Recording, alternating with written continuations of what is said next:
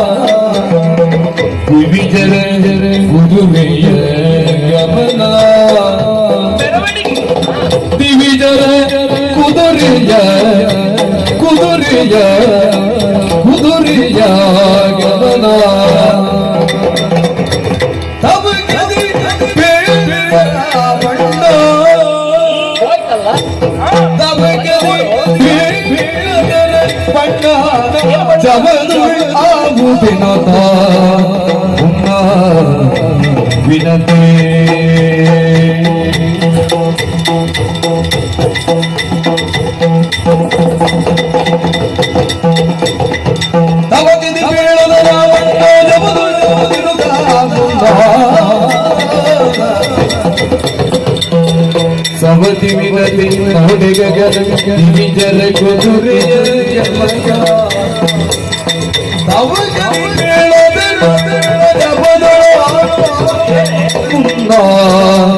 ಸವತಿ ವಿನತೆ ವಿನತೆ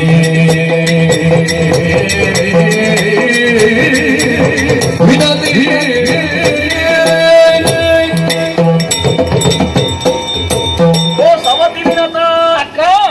ಒಂದೇ ಮನೆಯಲ್ಲಿ ಅಕ್ಕ ತಂಗಿಯರು ಎಷ್ಟು ಅನ್ಯೋನ್ಯವಾಗಿದ್ದೇವೆ ನಾವು. ಹೌದಪ್ಪ, ಯಾವ ಮನೆಯಲ್ಲಾದ್ರೂ ಇದೀತ ಹೇಳು? ಇರ್ಲಿಕ್ಕಿಲ್ಲ. ಮತ್ಸರ ಹೊಟ್ಟೆಕೊಂಡಿತ್ತು. ಹೌದಪ್ಪ, ನಮ್ಮಲ್ಲಿ ಹಾಗ ಇಲ್ಲವೇ ಇಲ್ಲ. ಒಂದೇ ಅಪ್ಪನ ಮಕ್ಕಳು, ಅಕ್ಕ ತಂಗಿಯರು, ಒಬ್ಬ ಗಂಡನ ಸೇವೆ ಮಾಡ್ತಾ ಇದ್ದೇವೆ ಅಲ್ವಾ? ಆದ್ರೆ ಒಂದು ವಿಷಯ ಏನು, ಇವತ್ತು ತುಂಬಾ ಸಂತೋಷದಲ್ಲಿದ್ದ ಹಾಗೆ ಕಾಣುತ್ತಾ ಉಂಟು. ಯಾವತ್ತಿನ ಹಾಗಿಲ್ಲ ನೀನು. ಹೌದು, ನಿನಗೊಂದು ಆಶ್ಚರ್ಯ ತೋರಿಸಬೇಕು ಮೊದಲಾಗಿ ನಿನ್ನನ್ನು ಹತ್ತಿರ ಕರೆದದ್ದು. ಹೌದಾ? ಹೌದು. ಕೆಲಸಗಳ ರಾಶಿ ಬಿದ್ದಿದೆ, ಒಮ್ಮೆ ಹೋಗಿ ಮಾಡಿಬಿಡ್ತೇನೆ. ಕೆಲಸಕ್ಕೆ ನಾನಿದ್ದೇನೆ. ಅಯ್ಯೋ, ನೀನು ಕೆಲಸ ಮಾಡ, ಜೊತೆಯ ಕೆಲಸ ಮಾಡೋಣ. ಜೊತೆಯಾಗಿ. ಹೌದು, ಆದ್ರೂ ನಿನ್ನನ್ನು ದುಡಿಸುವುದಕ್ಕೆ ನನಗೆ ಮನಸ್ಸು. ನೀನ್ ಯಾಕೆ ದಣಿತೀಯೇ? ಈ ಸೌಂದರ್ಯ ಹಾಳಾಗಿ ಹೋಗ್ತದೆ. ಬೇಡ, ಒಂದೊಂದು ದಿವಸ ಹಾಳಾಗಿ ಹೋಗುತ್ತದೆ. ಅದು ಇರ್ಲಿ. ಹೊಸ ವಿಚಾರ ಎಂಬುದು ಹೇಳಿದೆಯಲ್ಲ. ಹೌದೌದು. ಬಾ, ಏನ್ ಬಾ ಬಾ. ನೋಡು ನೋಡು ನೋಡು, ಮೇಲೆ ಗಗನ ಮಾರ್ಗವನ್ನು ಏನು ಕಾಣಿಸ್ತಾ ಇದೆ? ಗಗನ ಮಾರ್ಗದಲ್ಲಿ ಹೌದು, ಕೆಲವು ಗಿಡುಗಗಳು ಹಾರಾಡ್ತಾ ಉಂಟು. ಗಿಡುಗ ಕಾಗೆ ಯಾವಾಗ್ಲೂ ಇದ್ದದ್ದೇ. ಮತ್ತೆ ಅದಲ್ಲ, ಮತ್ತೆ ಅದಕ್ಕಿಂತ ಹೊರಗೆ ಏನೋ ಅಲ್ಲಿ ಮೆರವಣಿಗೆ ಹೋಗುತ್ತಾ ಉಂಟಲ್ವಿ. ಯಾರ ಮೆರವಣಿಗೆ ಅದು? ದೇವಲೋಕದ ದೇವೇಂದ್ರನ ಮೆರವಣಿಗೆ. ದೇವೇಂದ್ರನ ಮೆರವಣಿಗೆ ಅಲ್ವಾ? ಹೌದೌದು.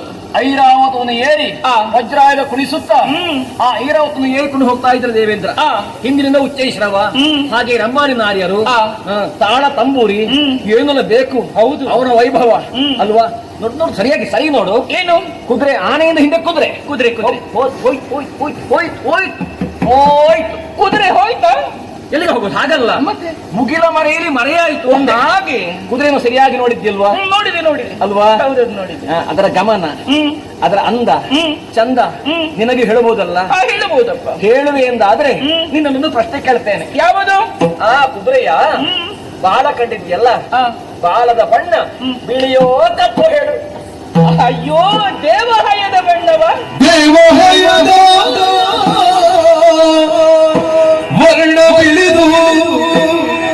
ವೀಕ್ಷಕರೇ ನಮಸ್ಕಾರ. ಸಹಜ ಸಂದರ್ಶನ ಚಾನೆಲ್ ಇಂದ ಇವತ್ತು ನಾವು ಯಕ್ಷಗಾನ ಕಲಾವಿದ ಶ್ರೀ ರಮೇಶ್ ಭಟ್ ಬಾಯರು ಇವರನ್ನ ಇವತ್ತು ನಾವು ಸಂದರ್ಶನ ಮಾಡ್ಲಿಕ್ಕಿದ್ದೀವಿ. ಮಂಗಳೂರಿನ ಅಸೈಗೋಳಿಯಲ್ಲಿ ಗರುಡೋದ್ಭವ ಯಕ್ಷಗಾನ ಪ್ರಸಂಗದ ಸಂದರ್ಭದಲ್ಲಿ ಅವರು ನಮ್ಮ ಹತ್ರ ಮಾತನಾಡಲಿಕ್ಕೆ ಸಿಕ್ಕಿದ್ದಾರೆ. ಈ ಹಿಂದೆ ನಾವು ಹಲವಾರು ಕಲಾವಿದರನ್ನ ಸಾಧಕರನ್ನ ಪರಿಚಯ ಮಾಡಿಕೊಟ್ಟಿದ್ದೀವಿ ಮತ್ತು ಅವ್ರ ಜೊತೆ ಅವರ ಅಭಿಪ್ರಾಯಗಳನ್ನ ನಿಮ್ ಜೊತೆ ಹಂಚಿಕೊಂಡಿದ್ದೀವಿ. ಸಾಕಷ್ಟು ಪ್ರೋತ್ಸಾಹ ಕೂಡ ತಾವು ಕೊಟ್ಟಿದ್ದೀರಿ. ಇವತ್ತು ನಾವು ಶ್ರೀ ರಮೇಶ್ ಭಟ್ ಬಾಯರು ಅವರ ಜೊತೆ ಇವತ್ತು ಮಾತಾಡ್ಲಿಕ್ಕಿದ್ದೀವಿ. ರಮೇಶ್ ಭಟ್ ಬಾಯರು ನಮಸ್ಕಾರ. ನಮಸ್ಕಾರ. ನಮಸ್ಕಾರ. ಆ, ಯಕ್ಷಗಾನ ಅಂದ್ರೆ ಸುಮಾರು 400 ವರ್ಷಗಳ ಇತಿಹಾಸ ಅಂತ ನಾನು ಅನ್ಕೊಂಡಿದ್ದೀನಿ. ಹೌದಂತ ಹೇಳ್ತಾರೆ. ಇವ್ರನ್ನ ಯಾರು ನಮ್ಮ ಪಾರ್ಥಿ ಸುಬ್ಬ, ವಿಶೇಷವಾಗಿ ಪಾರ್ಥಿ ಸುಬ್ಬ ಅವರನ್ನ ಯಕ್ಷಗಾನ ರಂಗದಲ್ಲಿ ನೆನಪಿಸಿಕೊಳ್ಳುವಂತ ವ್ಯವಸ್ಥೆ ಇದೆ. ಯಕ್ಷಗಾನ ಪಿತಾಮಹ. ಯಕ್ಷಗಾನ ಪಿತಾಮಹ ಅನ್ನೋ ರೀತಿಯಲ್ಲಿ ಅವರನ್ನ ನಾವು ಸದಾ ನೆನೆಸ್ಕೊಳ್ತಾ ಇದ್ದೀವಿ, ಯಕ್ಷಗಾನ ಕಲಾವಿದರು. ಅಲ್ಲಿಂದ ಹೆಚ್ಚಿಗೆ ಯಕ್ಷಗಾನ ಅದರ ಹಿರಿಮೆ ಗರಿಮೆ ಕಾಲ ಕಾಲಕ್ಕೆ ವಿಸ್ತರಿಸ್ತಾ ಎತ್ತರಕ್ಕೆ ಹೋಗ್ತಾನೆ ಹೋಗಿದೆ. ವಿಶೇಷವಾಗಿ ಹಲವು ಕಲಾವಿದರು ತುಂಬಾ ಮೇರು ಮಟ್ಟಕ್ಕೆ ಹೋಗಿ ಯಕ್ಷಗಾನವನ್ನೇ ಎತ್ತರಕ್ಕೆ ಏರಿಸಿದವರು ಇದ್ದಾರೆ. ಇಂತಹ ಸಂದರ್ಭದಲ್ಲಿ ಯಕ್ಷಗಾನ ಸದಾ ಸದಾ ಸ್ಮರಣೀಯವಾಗಿ ಸದಾ ಮೆಚ್ಚುಗೆಯನ್ನು ಗಳಿಸ್ತಾ ಹೋಗಿದೆ. ಇವತ್ತು ನೀವು ಯಕ್ಷಗಾನದಲ್ಲಿ ಕಳೆದ 40 ವರ್ಷಗಳಿಂದ ಆ ಕ್ಷೇತ್ರದಲ್ಲಿ ಕಾರ್ಯವನ್ನು ನಿರ್ವಹಿಸ್ತಾ ಇದ್ದೀರಿ. ಯಾಕೆ ಯಕ್ಷಗಾನ ನಿಮ್ಮ ಆಯ್ಕೆ ಆಯ್ತು ಅಂತ? ಯಕ್ಷಗಾನ ಅಂದ್ರೆ ನಾವು ಬಾಲ್ಯದಲ್ಲಿ ನಮಗೆ ಬಹಳ ಬಡತನ ಇತ್ತು. ಯಾವನೇ ವ್ಯಕ್ತಿಗಾದ್ರೂ ಒಂದು ಉದ್ಯೋಗ ಬೇಕಲ್ಲ. ಹಾಗೆ ನಾನು ಯಕ್ಷಗಾನ ಆರಿಸಿದೆ.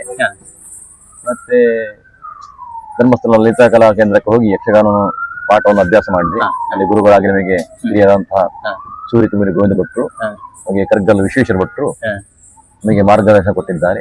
ಜೊತೆಗೆ ಹಿಮ್ಮೇಳಕ್ಕೆ ಗುರುಗಳು ನೀರಿನ ನರಸಿಂಹ ಭಟ್ರು ಅವರ ಒಳ್ಳೆಯ ಮಾರ್ಗದರ್ಶನ ಸಿಕ್ಕಿತು.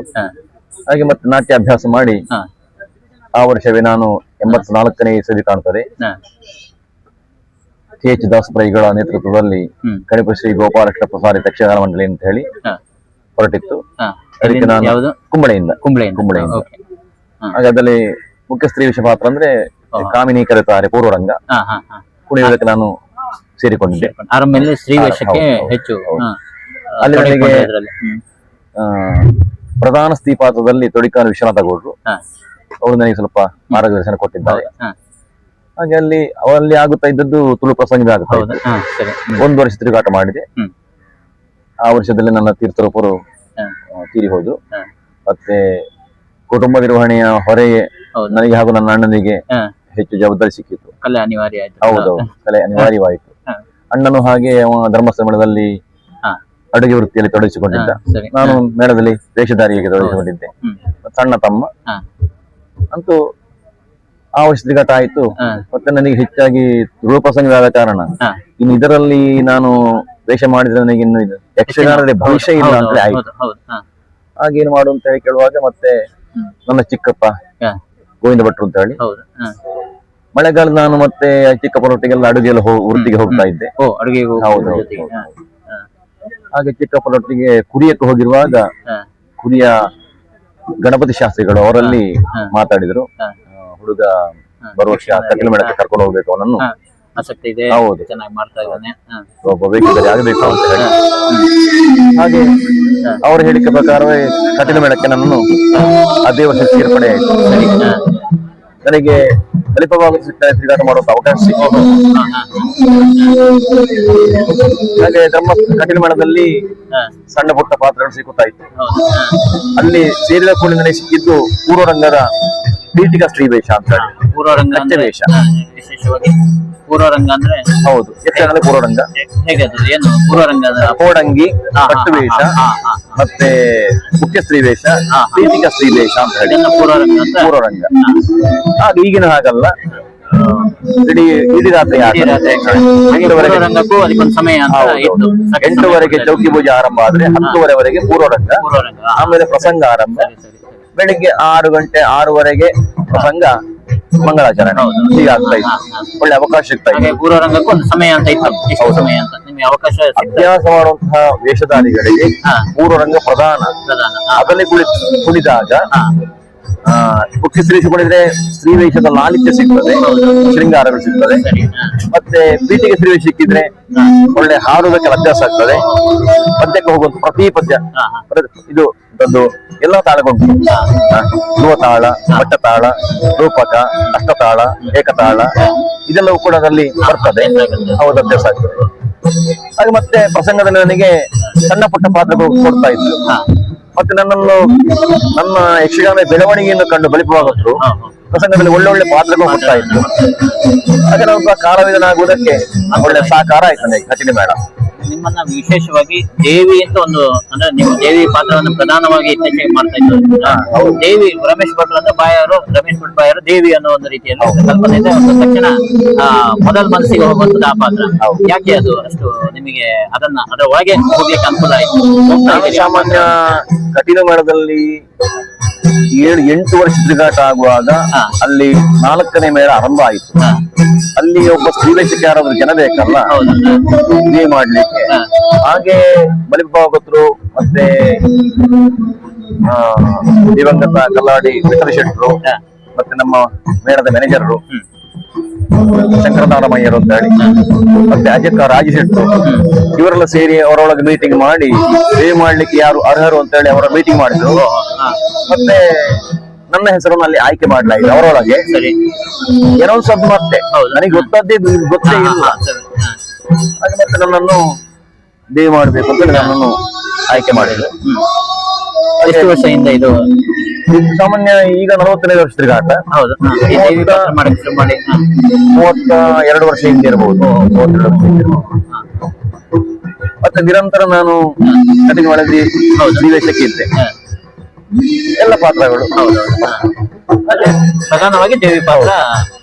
ದೇವಿಗೆ ಅಂತ ಸ್ತ್ರೀವೇಷ ಪ್ರತಿ ಪ್ರಸಂಗರ ಸ್ತ್ರೀವೇಷಕ್ಕೆ ಅಜಕ್ಕರ್ ರಾಜಶೇಖರ್ ನನಗೆ ಮಾರ್ಗದರ್ಶನ.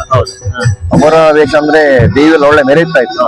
ನಾನು ಅವರ ದೇವಿಯನ್ನು ನೋಡಿ ಒಳ್ಳೆ ಸ್ಫೂರ್ತಿ ಸಿಕ್ಕಿದ್ದು ನನಗೆ ಅವರದ್ದು. ಇದೆಲ್ಲ ಶಶಿಪ್ರದೆ, ಮೀನಾಕ್ಷಿ ಮತ್ತೆ ಚಂದ್ರಮತಿ, ದಮಯಂತಿ, ಕೈಯಾದು ಇದೆಲ್ಲ ಅವರು ತುಂಬಾ ಹೇಳಿಕೊಟ್ಟಿದ್ದಾರೆ ನನಗೆಲ್ಲವೂ ಕೂಡ. ಮತ್ತೆ ಆ ಕಾಲದಲ್ಲಿ ಸೆಟ್ ಕೂಡ ಹಾಗೆ ಇತ್ತು. ಬಣ್ಣದ ವೇಷಕ್ಕೆ ಮಾನಿಂಗಚ್ಚ ಮತ್ತೆ ಅವರ ಮಗ ಸುಬ್ರಾಯ ಸಂಪಾಜೆ ಮತ್ತೆ ಕೋಡೂರು ನಾಣಭಟ್ರು ಆಮೇಲೆ ನಿತ್ಯ ಗುರಿಕಾರ ನಾಣಭಟ್ರು, ಹಾಸ್ಯಕ್ಕೆ ಕೊಡಕಲು ಗೋಪಾಲಕೃಷ್ಣ ಭಟ್ರು, ಕೈಯಾಳ ರಾಮಕೃಷ್ಣ ರಾಯರು, ಮೇರು ಕಲಾವಿದರು, ಗಣೇಶ್ ಶರ್ಮಾ ಕಿರಿಕಾಡು, ಗುಂಡಿನಗರ ಗೋಪಾಲ ಭಟ್ರು ಅವರ ಒಡನಾಟ ಸಿಕ್ಕಿತ್ತು. ಹಾಗೆ ಯಕ್ಷಗಾನದಲ್ಲಿ ಒಳ್ಳೆ ಬೆಳೆಯುವುದಕ್ಕೆ ಅವಕಾಶ ಹಾಗೆ. ಯಕ್ಷಗಾನ ಕರಾವಳಿಯಲ್ಲಿ ಅಂತೂ ಬಹಳ ಜನರ ಅಚ್ಚುಮೆಚ್ಚಿನ ಒಂದು ಕಲೆ. ಅದೇ ರೀತಿ ಈಗ ಉತ್ತರ ಕನ್ನಡ ಇರ್ಬೋದು ಅಥವಾ ಇತರ ಜಿಲ್ಲೆಗಳಲ್ಲಿ ಅದನ್ನ ಪ್ರದರ್ಶನಗಳು ನಡೀತಾ ಇದ್ದಾವೆ. ವಿಶೇಷ ಯಕ್ಷಗಾನ ಪ್ರತಿನಿತ್ಯ ಯಕ್ಷಗಾನಗಳು ನಡೀತಾ ಇದ್ದಾವೆ. ಇಲ್ಲಿವರೆಗೆ ಕೆಲವು ಮೇಳಗಳು ಇನ್ನು 10 ವರ್ಷ 20 ವರ್ಷ ತನಕ ಬುಕಿಂಗ್ ಆಗಿದ್ದಾವೆ ಅನ್ನೋದು ಇದಿದೆ, ವಾರ್ತೆ ಇದೆ.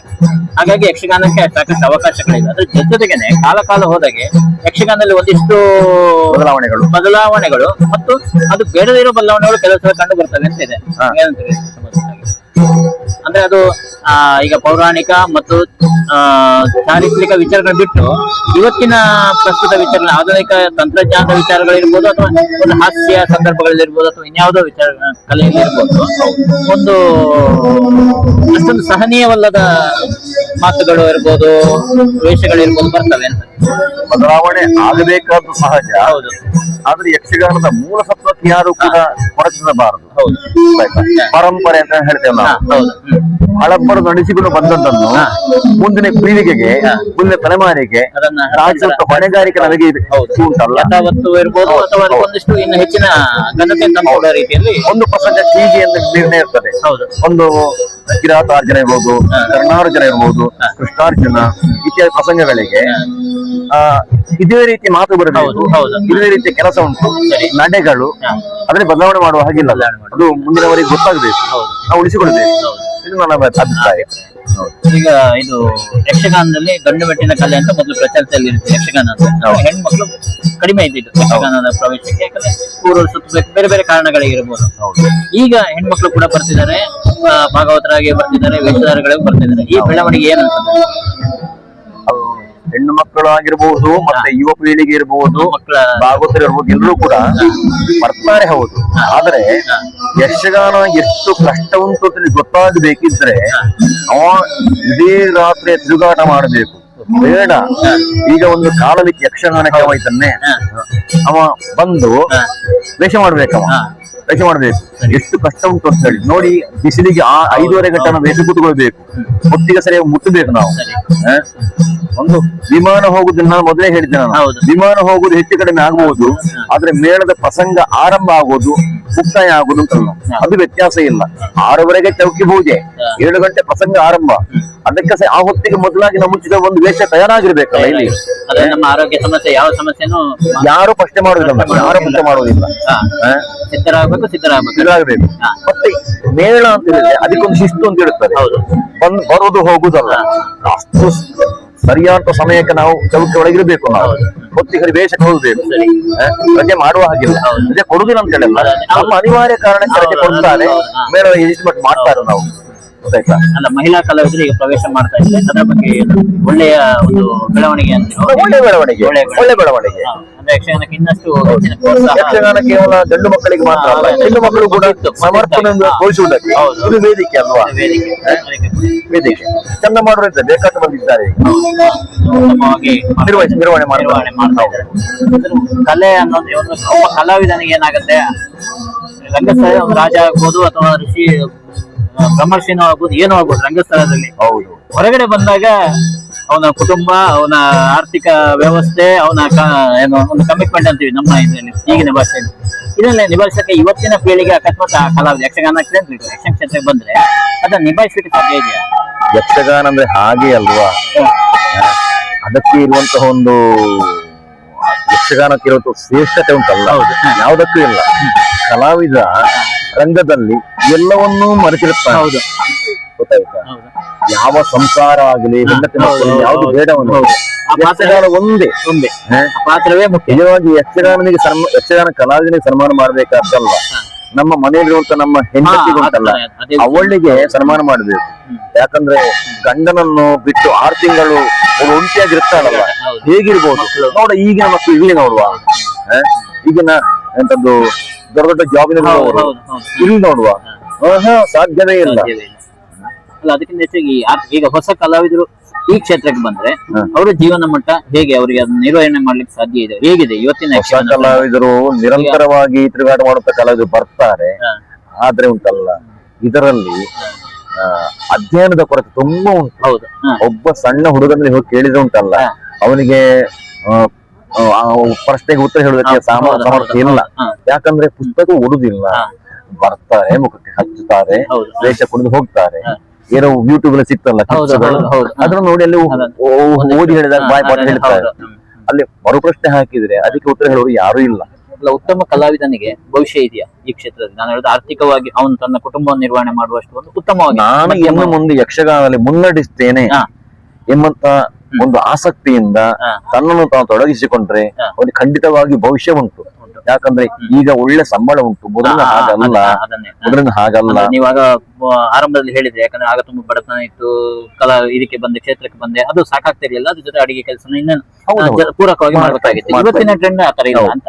ಯಾವುದೇ ದುರಾಭ್ಯಾಸ ಇಲ್ಲದೆ ಇವತ್ತಿನ ಕಾಲದಲ್ಲಿ ಮೇಳದಲ್ಲಿಯೇ ಇದ್ದುಕೊಂಡು ತಿರುಗಾಟ ಮಾಡುವುದಿದ್ರೆ ಖಂಡಿತವಾಗಿಯೂ ಒಬ್ಬ ಕಲಾವಿದನಿಗೆ ಮೇಳದ ಭವಿಷ್ಯ ಉಂಟು. ಗೊತ್ತಾಯ್ತಾ? ಮತ್ತೆ ಈಗ ಮೇಳದ ಯಜಮಾನರುಗಳು ಬೇಕಾದಷ್ಟು ವ್ಯವಸ್ಥೆಗಳನ್ನು ಮಾಡಿದ್ದಾರೆ. ಕಲಾವಿದರು ನನ್ನ ಮೇಳದ ಕಲಾವಿದರು ಎಂಬಂತ ಹೆಮ್ಮೆ ಅವರಿಗುಂಟು, ಪ್ರೀತಿಯನ್ನು ನೋಡಿಕೊಳ್ತಾರೆ. ಗೊತ್ತಾಯ್ತಾ?